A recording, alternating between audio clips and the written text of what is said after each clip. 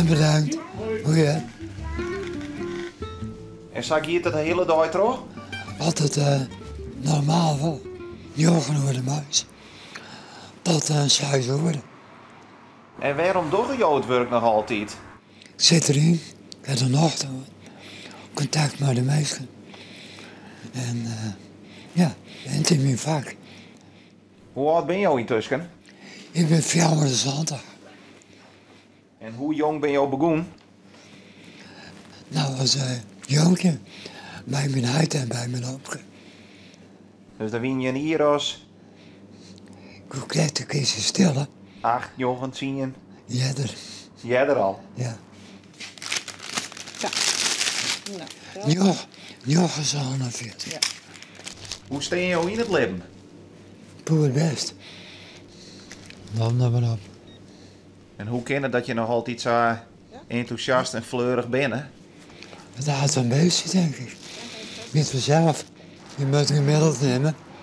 En je hebt 2 hier, nou dingen en linker en rechter. Het moet het hangen blijven. Ons eigen leven. En als je het kent, is het leven rijk. Dat moet wat snackpakket even van u.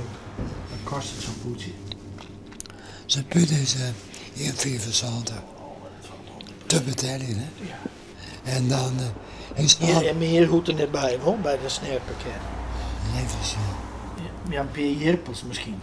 Oh, die hest. Stiet erbij. Maar mag ik vraag je wat voor speciale pakketjes dat dit worden? Nou, zullen wij op een merk hebben een fuel tour sessie.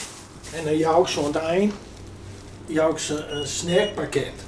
Nou, dan ben je hier bij Teddy, wel ons juiste adres. Ja, maar je kreeg wel leerd van thee maken, hè? Dat kunnen die zelf. Ja, Dan word ik wel heel nieuwsgierig. Ja, dat is net je.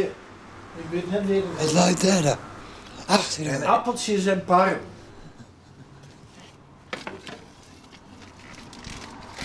Tja, dan jou ik je ook naar de microfoon. Moet je deze hebben? Appeltjes en paren. Vergelijk je ze maar net. Griente je bij Teddy, dat hebben je goed red. Teddy is een vrotter en zijn hal is een juweel. Wij willen hem net missen en love is no zijn deal.